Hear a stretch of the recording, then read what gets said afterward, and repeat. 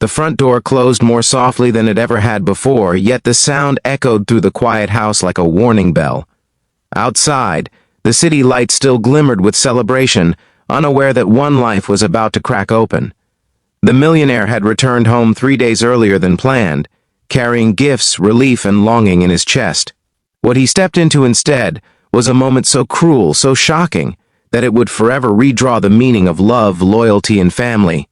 In the hallway, hidden by shadows, he saw his fiancée's foot strike forward, and his elderly mother's fragile body stagger helplessly against the wall. Time froze. In that instant, everything he believed in collapsed. If you believe that kindness should never be repaid with cruelty, and that second chances must be earned, not demanded, take a moment right now to like this video, share it with someone who values family, comment your thoughts, and subscribe to the channel for more stories that touch the heart. The man standing in the shadows was Daniel Harper, a self-made millionaire whose story had once inspired business magazines and late-night interviews. Raised by a single mother in a crumbling apartment, Daniel had known hunger, shame, and quiet resilience.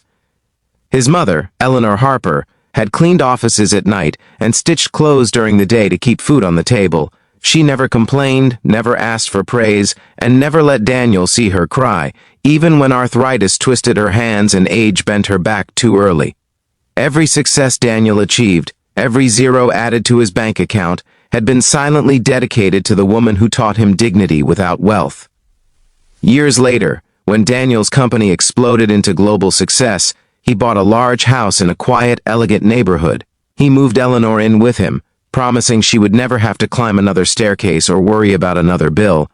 When Daniel met Vanessa, everything seemed to fall perfectly into place. She was beautiful, polished, and effortlessly charming in public. She laughed at the right moments, praised Eleanor in front of guests, and spoke of family values with convincing warmth. Daniel believed he had finally completed the picture of a perfect life, but behind closed doors, something else was growing. Eleanor felt it first. The coldness in Vanessa's eyes when no one else was watching, the impatience in her sighs when Eleanor walked too slowly or accidentally spilled tea, the subtle humiliations disguised as concern, the way Vanessa would take over conversations and gently push Eleanor aside like old furniture. Eleanor never mentioned it. She told herself she was imagining things, that age had made her sensitive, that her son deserved happiness without burdens. Daniel traveled often, expanding his company overseas, trusting that the two most important women in his life would take care of each other. He believed love filled the house even when he was gone. On this particular trip, negotiations ended sooner than expected. Daniel decided to surprise his fiancée and his mother, imagining Eleanor's smile when he walked in unannounced, imagining Vanessa's delighted embrace. He drove home late at night, exhausted but content, unaware that fate had arranged a lesson far more brutal than any business failure. The house was unusually silent. No music, no television, no soft light in the living room. As Daniel stepped inside, he heard a sharp sound from the hallway, followed by a weak cry. His heart began to pound, confusion turning into dread as he moved closer. What he saw burned itself into his memory with merciless clarity. Eleanor lay half-collapsed against the wall, her cane fallen to the floor, her face pale with pain and shock. Vanessa stood over her, anger twisting her features, her foot drawing back as if she were swatting an insect rather than assaulting a human being who had given her nothing but quiet respect. Daniel did not shout. He did not rush forward. Immediately, something inside him snapped so cleanly that calm followed instead of chaos. Years of discipline, of mastering emotions in boardrooms and negotiations took over. He stepped into the light, and the room seemed to shrink around them. Vanessa froze, her confident mask shattering as realization struck. Eleanor looked up, confusion and shame battling in her tired eyes. She tried to speak, tried to rise, but her body refused. Daniel knelt beside his mother first. He helped her sit properly, gently picking up her cane, checking her trembling hands, brushing dust from her sleeves with reverence. Only after he knew she was breathing steadily did he stand and turn to Vanessa. The silence between them was heavier than any argument. In that moment, Daniel saw her clearly for the first time, not as a partner, not as a future wife, but as a stranger capable of cruelty when power tilted in her favor. The truth spilled out quickly after that, not through dramatic confessions, but through cracks in Vanessa's composure. Her frustration with caring for someone old and slow, her resentment toward Eleanor for living in what she considered her house, her belief that marrying Daniel meant stepping into a life free of inconvenience, free of reminders of poverty and age. Each excuse landed like a blow, not because it surprised Daniel, but because it confirmed what his heart already knew. Daniel's actions that night shocked everyone involved, including himself. He did not argue or threaten. He did not allow anger to rule him. He made a series of decisions with terrifying clarity. Vanessa was told to pack her belongings and leave before sunrise.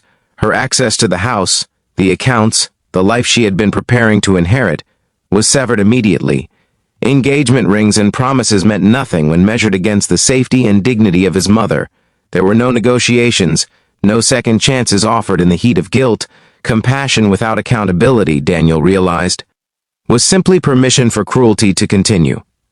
In the days that followed, the house felt different. Quieter, but also safer. Eleanor struggled with guilt, blaming herself for causing conflict, apologizing for being a burden. Daniel spent hours beside her, reminding her of the truth she had lived by her entire life. That love is not earned by usefulness, that family is not disposable, that her presence was not a weight, but the foundation of everything he had built. Slowly, Eleanor's shoulders relaxed, and the constant apology faded from her eyes. News of the broken engagement spread quickly. Friends whispered, business partners speculated, and social circles took sides without knowing the full story. Daniel did not correct the rumors. He did not defend his reputation or explain his choices publicly.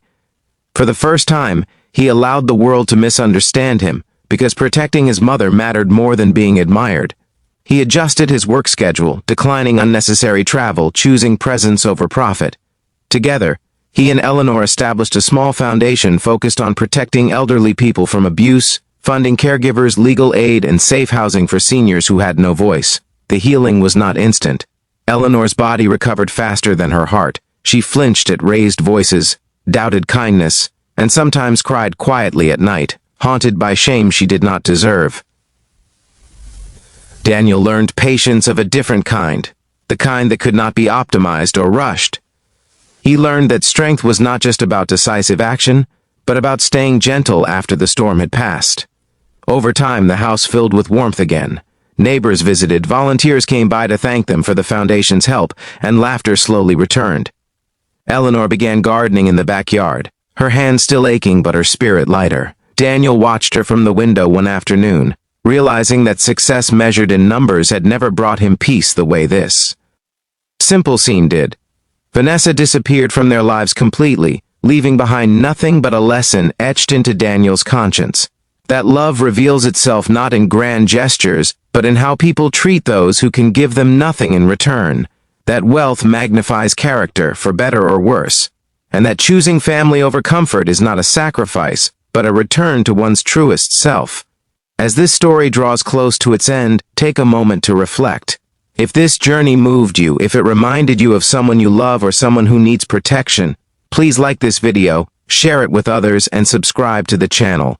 Your engagement helps stories like this reach hearts that need them most. And before the final moments fade, we have a special request for you. Comment below with the words, "Respect our parents," if you believe that no success justifies cruelty, and that dignity should never be compromised. Daniel never called himself a hero. He simply lived with the knowledge that one decision made in silence and resolve had changed the direction of his life. His mother, once afraid of being a burden, became a symbol of strength to many who crossed their path, and the house that once echoed with cruelty became a place of safety. Proof that love, when chosen bravely, can heal even the deepest wounds. If this story touched your heart, if it made you feel anger, hope, or tears, please engage with the video one last time. Your support keeps these stories alive, reminding the world that kindness is still powerful, and that standing up for the vulnerable is the greatest wealth of all.